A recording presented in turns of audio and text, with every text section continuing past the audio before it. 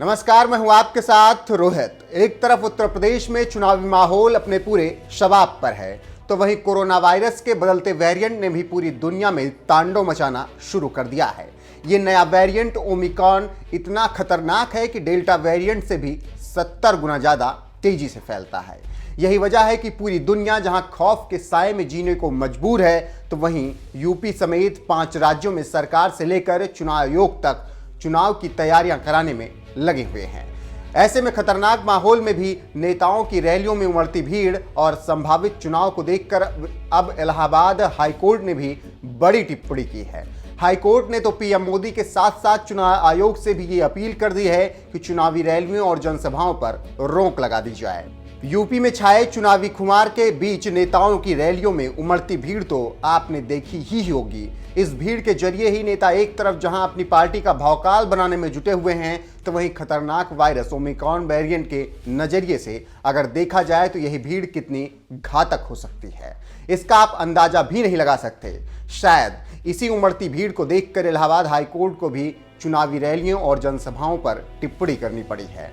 देश के प्रधानमंत्री नरेंद्र मोदी से अनुरोध करते हुए हाईकोर्ट के जज ने कहा है कि वह पार्टियों की चुनावी सभाएं और रैलियों को रोकने के लिए कड़े कदम उठाएं। प्रधानमंत्री चुनाव टालने पर भी विचार करें, क्योंकि जान है तो जहान है। यह आदेश जस्टिस शेखर कुमार यादव ने उत्तर गिरोहबंद कानून के तहत जेल में बंद आरोपी संजय यादव की जमानत मंजूर करते हुए दिया है। संजय यादव के खिलाफ इलाहाबाद के थाना कैंट एरिया में मुकदमा दर्ज है। हाईकोर्ट ने कहा कि चुनाव आयुक्त से कोर्ट का अनुरोध है कि रैली, सभाएं आदि जिसमें भीड़ जुटती हो उस पर तत्काल रोक लगाएं और चुनावी पार्टियों को आदेशित करें कि वह अपना प्रचार व प्रसार रैली और सभा में भीड़ जुटाकर न करें, बल्कि दूरदर्शन और समाचार पत्रों के माध्यम से करें और संभव हो सके तो फरवरी में होने वाले चुनाव को भी 1-2 माह के लिए टाल दें, क्योंकि जीवन रहेगा तो चुनावी रैलियां, सभाएं आगे भी होती रहेंगी और जीवन का अधिकार हमें भारतीय संविधान के अनुच्छेद 21 में भी दिया गया है। इलाहाबाद हाईकोर्ट ने पीएम मोदी से अपील करते हुए कहा कि हमारे देश के माननीय प्रधानमंत्री, जिन्होंने भारत जैसे विशाल जनसंख्या वाले देश में कोरोना मुफ्त टीकाकरण का जो अभियान चलाया है वह प्रशंसनीय है और कोर्ट उसकी प्रशंसा करता है। साथ ही माननीय प्रधानमंत्री से अनुरोध करता है कि वह इस भयावह महामारी की स्थिति को देखते हुए कड़े कदम उठाते हुए रैली, सभाएं और होने वाले चुनाव को रोकने और टालने पर विचार करें, क्योंकि जान है तो जहान है। हाईकोर्ट ने इस आदेश की एक प्रति महानिबंधक उच्च न्यायालय, इलाहाबाद चुनाव आयुक्त और केंद्र राज्य को भेजने का निर्देश दिया है, जिसे सरकार के साथ साथ चुनाव आयोग भी ओमिक्रॉन को लेकर हाईकोर्ट की ओर से जताई गई चिंता पर कोई सख्त फैसला ले सके।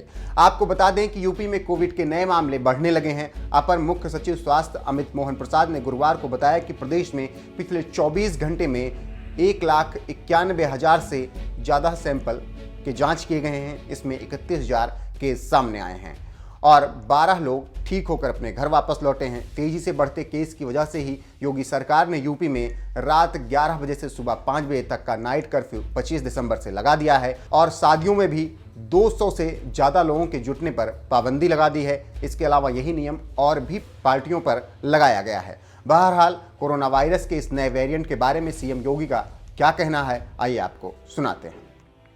सही सरकार जब आती है तो योजनाओं का भी आपके लिए सौगात लेकर के आती है।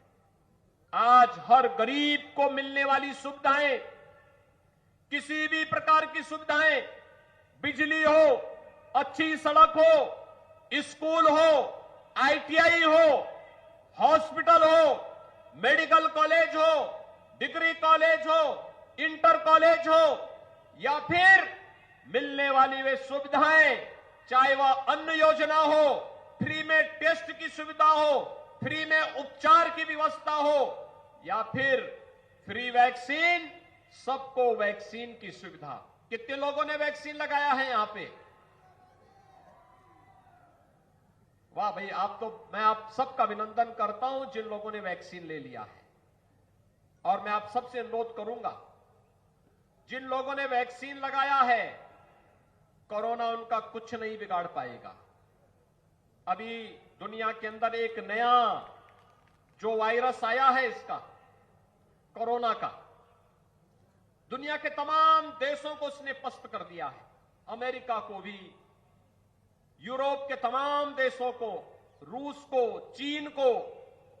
लेकिन भारत में प्रधानमंत्री मोदी जी के नेतृत्व में जो वैक्सीन बनी है, ये वैक्सीन इतनी प्रभावी है कि जिसने दोनों डोज वैक्सीन की समय से ले ली है, कोरोना का दूसरा जो वेरिएंट आया है ओमिक्रॉन, यह उसका कुछ नहीं कर पा रहा है। उसके सामने कोरोना निष्प्रभावी है। और इसलिए भाइयों बहनों, वैक्सीन जिन्होंने नहीं ली है, दोनों डोज ले ली है, उन्होंने अच्छा किया है। जिन्होंने एक लिया है वे दूसरा डोज भी जरूर ले लें।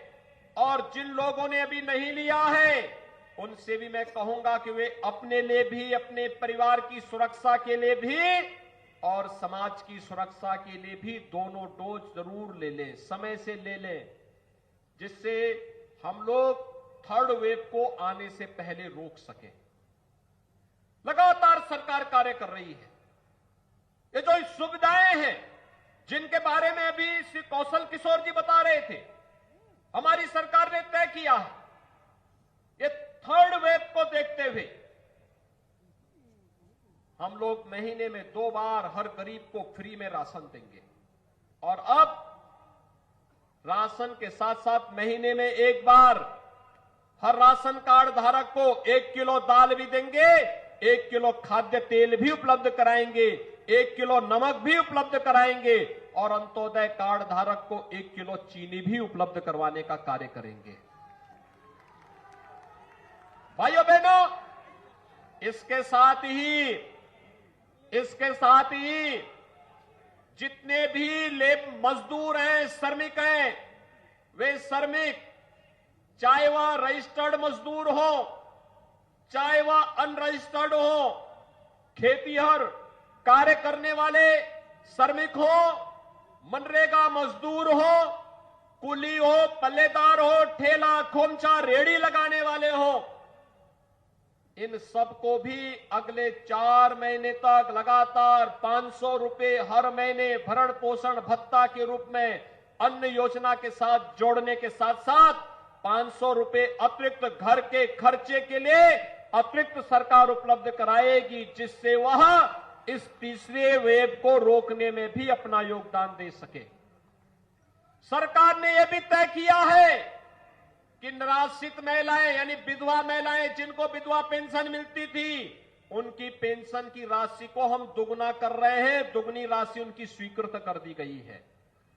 सरकार ने भी तय किया है वृद्धावस्था पेंशन प्राप्त करने वाले वृद्धजनों के लिए पेंशन की राशि दुगनी करके वह राशि भी उनको देने की कार्रवाई प्रारंभ हो रही है। दिव्यांगजनों की पेंशन की राशि को हमारी सरकार ने 300 से पहले 500 किया और अब 500 से हर महीने 1000 रुपया हर दिव्यांगजन को सरकार पेंशन देने का कार्य करेगी, जिससे किसी दिव्यांगजन को किसी के सामने हाथ फैलाने की नौबत ना आने पाए। और यही नहीं, कोरोना कालखंड में प्रथम और द्वितीय वेव के समय आशा वर्कर, आंगनबाड़ी, एएनएम, इन सब ने बहुत अच्छा काम किया और ग्राम प्रधान ग्रामीण क्षेत्र में निगरानी समिति के अध्यक्ष थे। हम लोगों ने पंचायत प्रतिनिधियों के भी मानदेय में वृद्धि करने के साथ साथ उनके अधिकारों में भी वृद्धि कर दी है। अब उनके लिए अपनी कार्य योजना बनाने के लिए इंतजार नहीं करना पड़ेगा। गांव के विकास की कार्य योजना बनाई, पैसा रिलीज हुआ और विकास का कार्य धड़ाधड़ आगे बढ़ता हुआ दिखाई देगा। विकास का कार्य रुकेगा नहीं, उनका मानदेय बढ़ेगा तो वे आसानी से जनता को सुविधाएं देते हुए कार्य करते हुए दिखाई देंगे। हर ग्राम प्रधान को अधिकार भी दिया गया है, अगर गांव में कोई व्यक्ति बीमार है, कोई उसका देखभाल करने वाला नहीं, उसके उपचार के लिए तत्काल ग्राम प्रधान निधि से पैसा उपलब्ध करवा देगा। अगर कोई व्यक्ति दुर्भाग्य से मौत हो गई किसी की और उस व्यक्ति के अंतिम संस्कार करने की कोई व्यवस्था नहीं, ग्राम प्रधान को दायित्व दिया गया है वह ग्राम सेक्रेटरी के साथ मिलकर के अंतिम संस्कार के लिए ग्राम प्रधान निधि का पैसा निकाल करके खर्च करे और उस खर्च की राशि सरकार उसको उपलब्ध करवाने का कार्य करेगी। सरकार ने यह भी तय किया है कि किसी भी व्यक्ति को, कोई भी व्यक्ति भटकने न पाए, उसको उपचार के लिए दर दर की ठोकर न खानी पड़े।